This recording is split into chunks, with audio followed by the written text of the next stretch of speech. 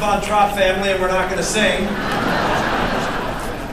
But it's great to be here at CPAC. Another thing, I will not be telling any jokes. I think Foster cornered the market on that.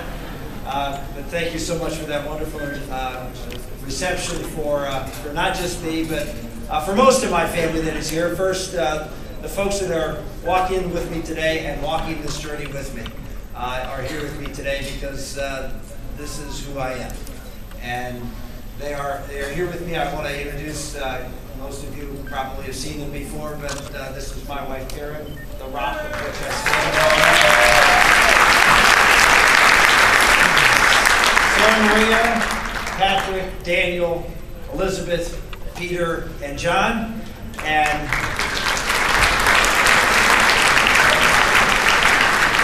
of course, the one that is not here with us, but is home and recuperating just well and doing amazingly well, thanks to all of your prayers, our little girl Bella.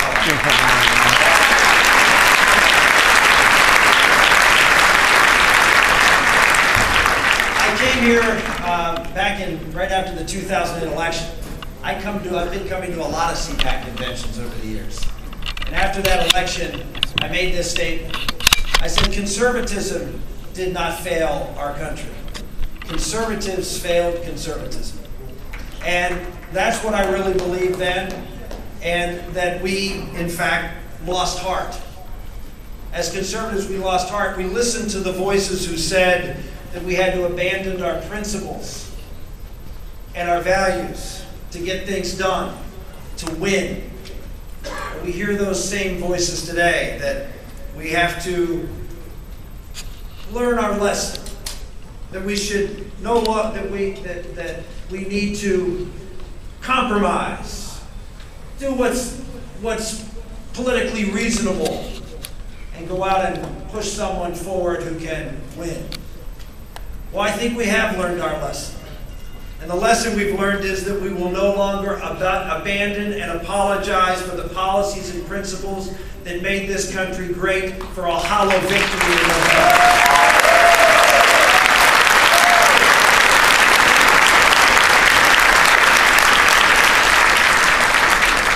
The other thing we should recognize, as conservatives and Tea Party folks, that we are not just wings of the Republican Party, we are the Republican Party.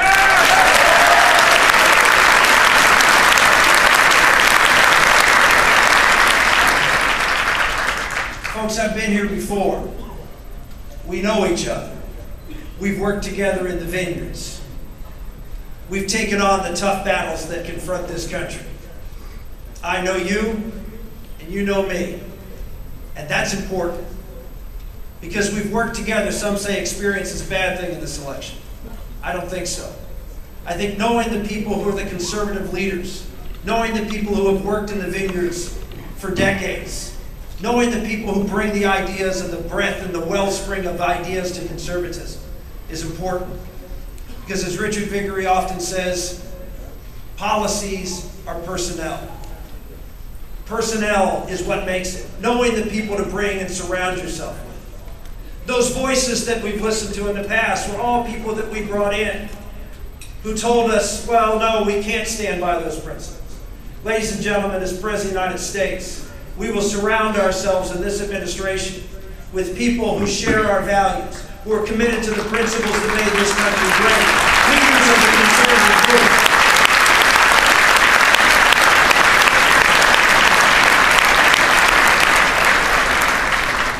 We know there's a lot of excitement here because this election is about very, very big things. This is not just about jobs, although it is about jobs. And we obviously need to do something about jobs in this country, and we put forward an economic plan that the Wall Street Journal calls supply-side economics for the working man. Why? Because we care to make sure that every American has the opportunity to rise, that the ladder goes down, not just to those who might be voting for us, but yes, the very poor, the people in this country who have been suffering and left behind. We want to create an opportunity for all of them, blue-collar Americans, the working poor, to rise in society. And we put together a plan that reinvigorates the manufacturing base of our economy, that creates opportunities for people to be able to rise again in America. And that's important. It's important that we tackle this huge, monstrous debt that we have in our country. A debt that is crushing America and our children. The moral debt.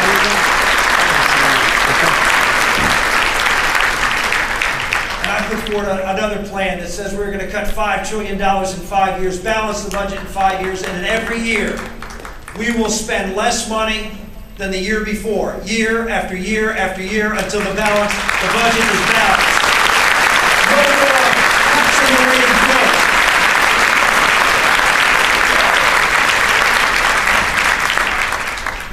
We know it's about big things, though. Really big things. More than just, well, the economy. It's about foundational principles, and we've seen that played out here just in the last few weeks. Every speech I've given, from the 381 town hall meetings I did in Iowa, I talked about founding principles. This campaign is going to be about a vision. This campaign is going to be about who we are as Americans, because in essence, that's what's at stake. This is the most important election in your lifetime. It's an election about what kind of country you're going to leave to the next generation. Are we going to be a country that believes, as our founders did, that our rights don't come from the government, they come from a much higher authority?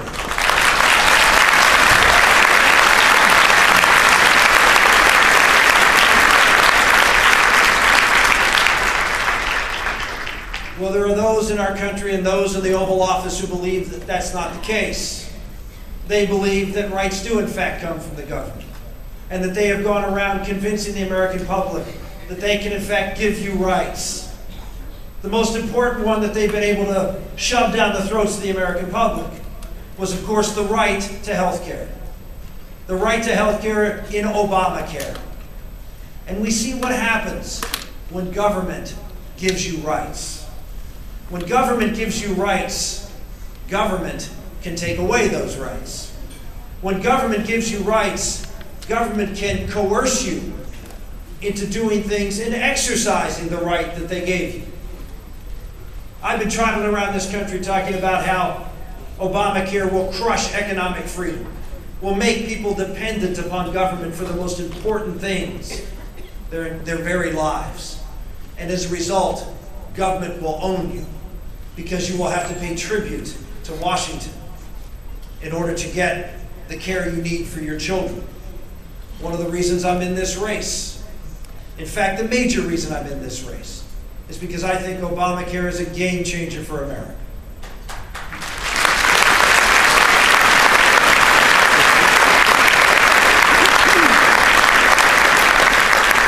Margaret Thatcher said when she left the Prime Ministership of England, she was never able to accomplish what Reagan accomplished. She said the reason, the British national health care system.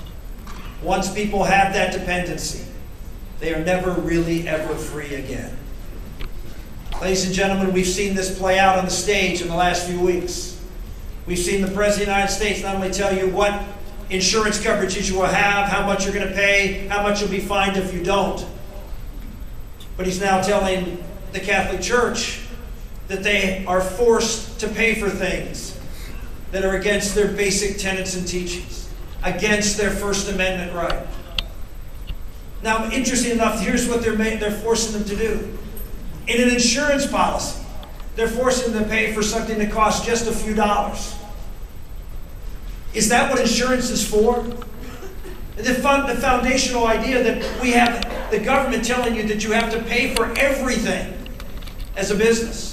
Things that are not really things that you need insurance for. And still forcing on something that is not a critical economic need. When you have an economic distress, which you would need insurance. But forcing them even the more to do it for minor expenses. Ladies and gentlemen, this is the kind of coercion that we can expect. It's not about contraception. It's about economic liberty. It's about freedom of speech. It's about freedom of religion. It's about government control of your lives, and it's got to stop.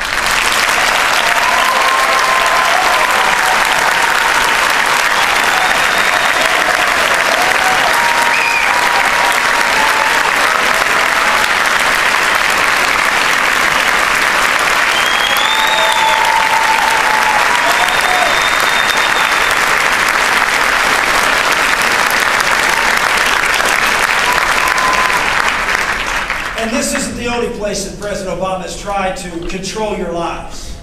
Of course, one of the favorite things of the left is to use your sentimentality, your proper understanding and belief that we are stewards of this earth and that we have a responsibility to hand off a beautiful earth to the next generation.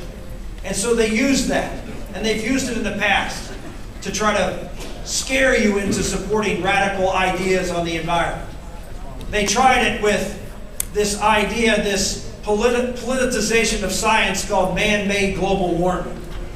And President Obama, you may remember, tried to pass cap and trade and tried to get control not only of the healthcare system, but of the energy industry, the manufacturing industry, another two big sectors of this economy, and using this facade of man-made global warming. Well, I stood up and fought against those things. Why? Because they will destroy the very foundation of prosperity in our country. You look at any country in the world, and you look at their energy consumption, the cost of energy, and their quality of life, their standard of living. The more energy consumption, the higher the standard of living. That's just the bottom line. We need in America, if we're going to fuel a great and vibrant economy, we need affordable energy. And this administration has gone out and not only has attacked us with cap and trade and global warming, but now that that has been thrown on the dustbin of history, now they're going after hydrofracking. Now, I come from Pennsylvania. We're doing a little bit of that in Pennsylvania, thank God.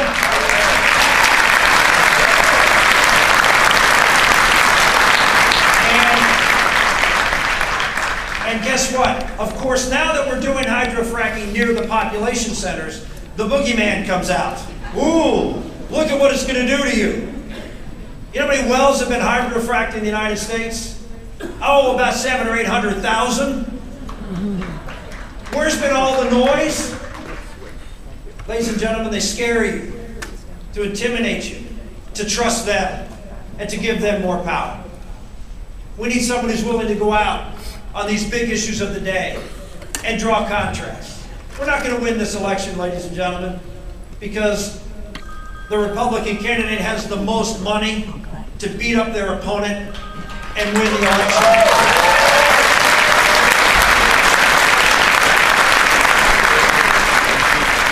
We're not going to win this election with over lopsided money advantages. We won't have one in the fall. President Obama will have more money, whoever our nominee is. So just think about what it's going to take.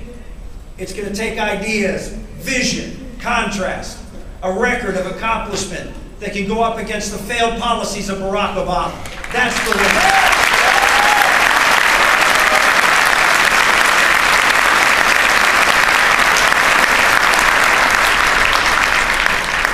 Well, let's just take a look at that in the Republican field. Who has the boldest contrast? Who has the record that they can run on? Who has the bold plans to turn this economy around and to support the very institutions of our country that provide the foundation of our country, faith and family? Who has that strong track record and that contrast?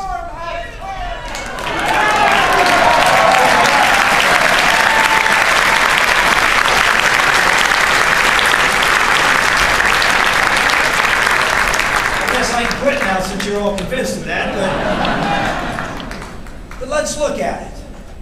On the issue of Obamacare, who has a record of supporting health savings accounts and tort reform and bottom-up consumer-driven health care for 20 years? And who has supported, in fact, the stepchild of Obamacare, the person in Massachusetts who built the largest government-run healthcare system in the United States? Someone who would simply give that issue away in the fall. Give the issue away of government control of your health. Who would be the better person to go at the Obama administration on trying to control the energy and the manufacturing sector of our economy and trying to dictate to you what lights to turn on and what cars to drive? Would it be someone that bought into man-made global warming and imposed the first carbon cap in a state of Massachusetts, the first state to do so in the country? Would it be someone who would take on the other big issue of government control of our economy, which is the government control of the financial services sector? We see everybody up on stage at the debates complaining about Dodd-Frank. But two of the three candidates supported the Wall Street bailout, which was the predecessor of which Dodd-Frank was based upon. So who would provide the clear contrast of believing in the conservative vision of bottom-up, free people, free markets, not government dependency, government control? Ladies and gentlemen, we're not going to win with money. We're going to win with contrast. We're going to win with ideas. We're going to win by making Barack Obama and his failed policies the issue in this race.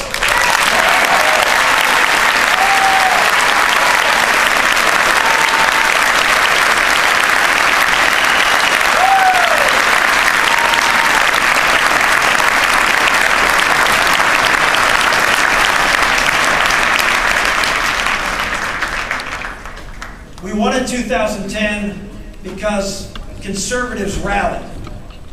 They were excited about the contrast. They were excited about the candidates who were put forth in that election. And that's why we won. We always talk about, oh, how are we going to get the moderates? Why would an undecided voter vote for a candidate of a party who the party's not excited about?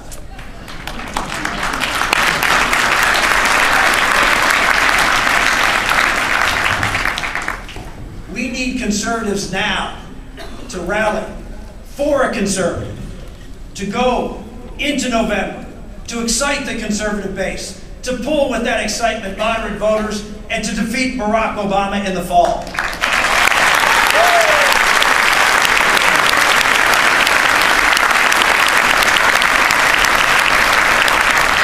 When I close, I'll just say this. When I started our speech, I referred to where our rights came from. And of course, that's in our Declaration of Independence. I know a lot of folks like to focus on the Constitution. The Constitution is obviously the operator's manual for America. It is the how of America. And it's essential that we return our government to the constraints of that Constitution. But the why of America, who we are, is in the Declaration. In these words, we hold these truths to be self-evident, that all men are created equal and endowed by their Creator with certain inalienable rights. That's who we are, a country that was built on the idea that rights come to us from God, and that the government's job, the one thing the government's job is to do, is to protect those rights so you can form families and churches and community organizations, civic groups, hospitals, schools, and build a great and just society from the bottom up. That's the conservative vision for America. That's who we are. At the end of that declaration, there was a phrase. And these signers signed this declaration with this pledge. They pledged their lives, their fortunes, and their sacred honor. No one is asking you today to go out and pledge your life. Although, thank God, men and women step forward every single day and put the uniform on.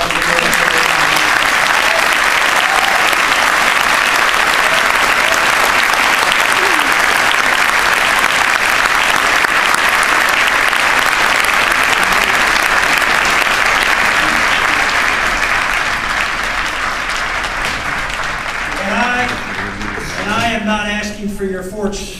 Although if you go to ricksantorum.com, a piece of that fortune would be very helpful. He sends back.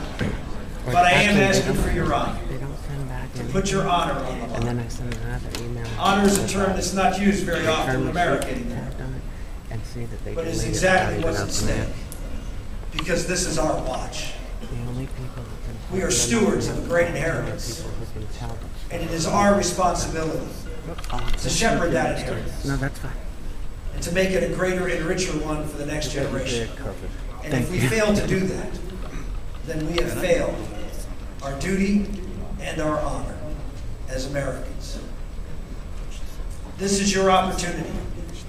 Many generations come and go in America and live in many respects inconsequential times. You are blessed to live in a time when America needs you.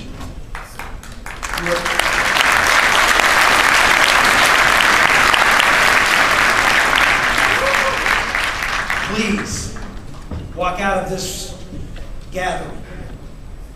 Choose the candidate that you believe is the right person to lead this country, not just to victory, but to the changes that are necessary for that victory to be won, that you can say, I have done my duty, I have kept my honor. Thank you, and God bless.